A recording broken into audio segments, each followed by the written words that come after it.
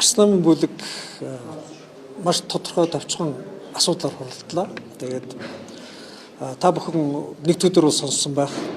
Арс намын улс төрийн зөвлөл хуралдаад өргөсөн хурлыгээд Арс намын улсыг хуралдах бүлэгт чиглэл өгсөн байгаа. Тэгээд тэр чиглэлтэй холбогдуулаад бүлэг бол сайн хурлаа. За улс төрийн зөвлөлөөс хоёр асуудлаар чиглэл өгсөн. Улсын хурлд Арс намын бүлгийн гишүүд энэ хоёр асуудал дээр намын байр суурийг одоо нэгдвэл байдлаар илэрхийлж ажиллаа гэдэг тийм чиглэл өгсөн байгаа. За нэгдүгээрт нь та бүхэн анзаарч байгаа ардын нам буюу эрх баригч намын даргын сонголттой холбогдуулаад нийгмээр маш олон мэдээлэл задарч байгаа.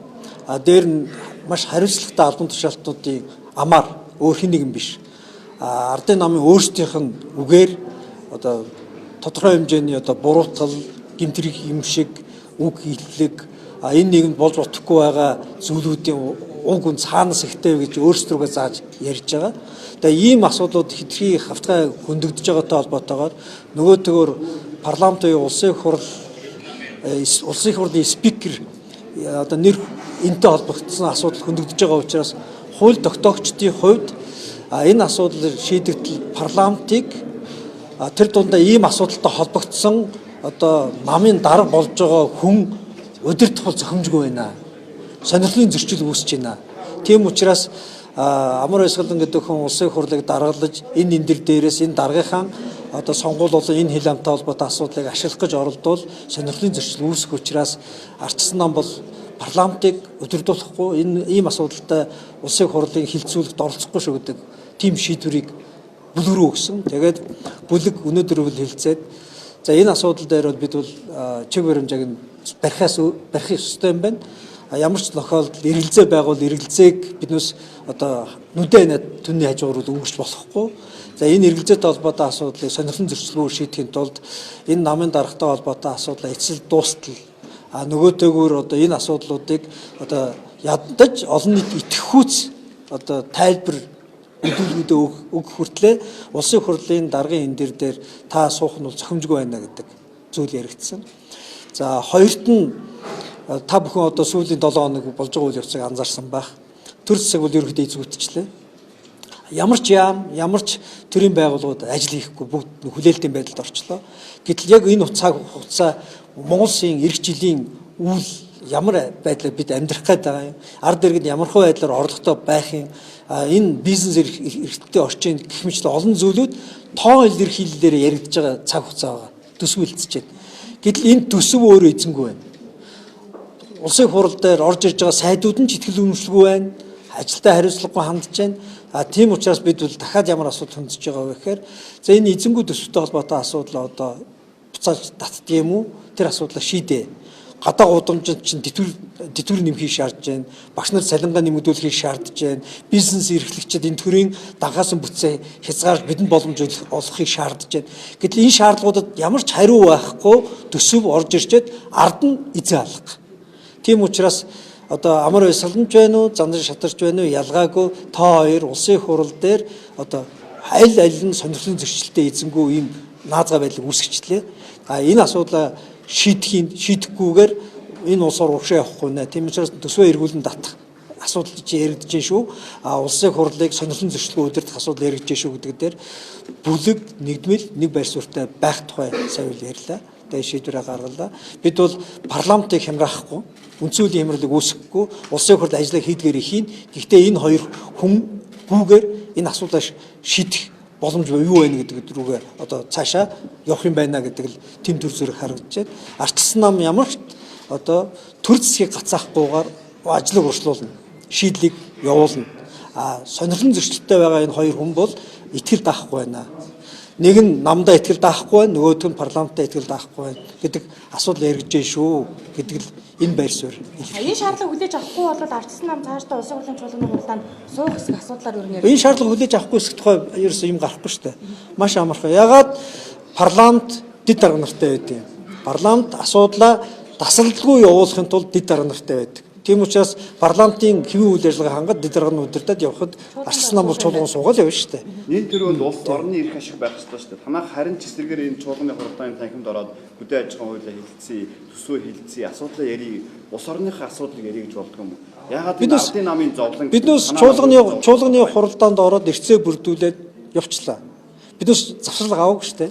Тийм учраас парламент огт гацхгүй байгаа. Юу гацаад байна вэ гэхээр намын даргаахаа сунгаанаас болоод энэ ажил дээрээ энэ одоо сонгогчдын өмнөөс хариуцлага хүлээгээд явж байгаа энэ ажилдаа хариуцлагагүй хандаад байгаа хүмүүсийг яах юм бэ?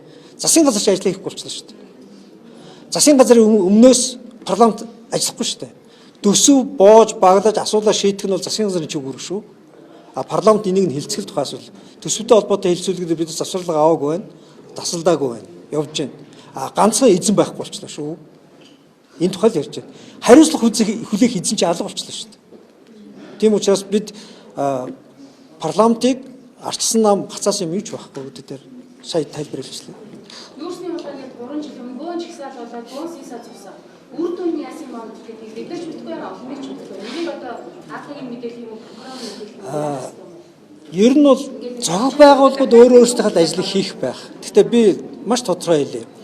Парламент дээр сонсгол явагдаад, баримтууд яригдаад, шийдлээ хүлээж байгаа бол шийдэлтэй холбоотой шийдрүүдийг засгийн газар парламентаар хуулиа гаргах хэрэгтэй. Энэ бүх нүүрсний холбоотой одоо хулгайтай холбоотой асуудал нэг юмнаас л болж гарсан. Тэр бол хэтэрхий данхаасан бүх юмд оролцдог бизнесийг булааж авдаг төрөөс хийсэн. Энэ төрийг дагаагаад бүх бизнесийг булааж аваад маш их мөнгө одоо энэ төрийн сүүдэр дотор эргэлддэг байдлыг таслан зогсоох нэг ч санаачлага энэ 2 жилийн хугацаанд гарсангүй. Нэг ч хууль өргөн баригдсангүй. Төрийн энэ данхаалтыг улам бүр яаж гинөө данхаалгаж байна. Тэгэхээр энэ ярианууд зүгээр хоосон шударгасны яриа байна. Шийдэл ерөөсөө алга байна. Маш тодорхой шүү дээ. Тогтолцооны авилга байгаа газар 3 зүйлийг шийдэх ёстой. Нэгдүгээр ил тод байлыг нэмэгдүүлэх ёстой, хоёрдугаар том төрийг багасгах ёстой, гуравдугаар төрд эргэлдэж байгаа мөнгийг яах ёстой. Бизнес рүү шилжүүлж багасгах ёстой. Энэ ажлыг хийхгүйгээр авилгатай тэмцэж гин гэж ярьж байгаа бол энэ зүгээр халаасны хулгайтай тэмцэх аргаар тогтолцооны авилгатай тэмцэж байгаа үнэхээр өрөвдөн хүмүүс л гэсэн үг шүү дээ. Арга хэрэгслээ зөв сонгож шийдлээ хийж чадахгүй байгаа төрийн тэр дундаа эрх баригчдын энэ буруутай үйлдэл сүүлдээ зүгээр нэг нэгнээ намнах хэрэгсэл болчлоо шүү дээ. Уучлаарай, ингэж авилгатай тэмцдэггүй. Авилгатай тэмцэх гэж байгаа бол сүудрээ багасгах. Авилгатай тэмцэх гэж байгаа бол төрөө багасгах. Авилгатай тэмцэх гэж бол төрд улс төрчдийн гар дээр эргэлж байгаа мөнгөө цөөл багасгах. Энийг л хийлдэ. Энэ төсөөс одоо хүртэл харагдахгүй шүү дээ.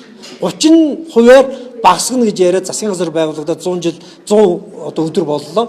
Энэ 100 өдрийн дараа орж ирж байгаа төсвийг та бүхэн харахгүй юу? Нэг ч төрийн өмчөд бизнестэй өрсөлдөж байгаа компанийг татан буулгах гэдэг санд орж ирээгүй байна.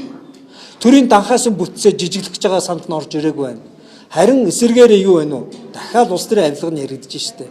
Тэгээ ийм нөхцөл биднээс энэ төсвийг уучлаарай эзэн хаа байна. Энийг буцааж аваа сайжруулах уу гэдэг асуудлыг ярьж байгаа. Тэр тэргүү онч Монгол улсын парламент засагтаа орно шүү дээ. Өнөөдөр ингээд парламентын гишүүд нь өөрөө засгийн газар эзэнгүй байна, засгийн газар төсөв эзэнгүй байна гэж яах нь өөрөө буруу юм шүү. Тэр тэргүү тогтолцооны хямрал, улс төрийн хямралд орж байгаа бол энэ парламент харуул яасан юм. Энд парламент тарах тухай яриа бас ярьж болно. Яг нь тийм байдлаар одоо хүмүүс санал болоо илэрхийлэх үгүйсгүй нээлттэй. Гэхдээ эзэнгүй юу хариуцлагагүй байгаа газарт хариуцлага тооцоход парламентд өөрт нь байгаа. Засгийн газар нь ажиллаа хийхгүй засгийн газар нь огцордог зарчимтай. Тэр зарчмаараа явна л дээ. Нэг л зарчим байгаа. Ямар зарчим байгаа гэхээр ажиллаа хийнгээд одоо хариуцлага өрөөд албан тушаал дээр очисон хүмүүс намынхаа дотоод хэрүүлээс болоод төрийн ажлыг гацааж байгаа бол энэ харин зарчмын асуудал шүү. Нэг зарчим байна шүү дээ. Намынхаа дотоод хэрүүлээс болоод Монгол улсын төрийн ажлыг гацаагаад тэгээд дараа нь энийг сөрөг хүчнэрөөгөө онилдог юм уу эсвэл төр рүү нялзаах гэж оролдвол энэ шиг эмгэнэлтэй шившгтэй байдал харин байхгүй шүү.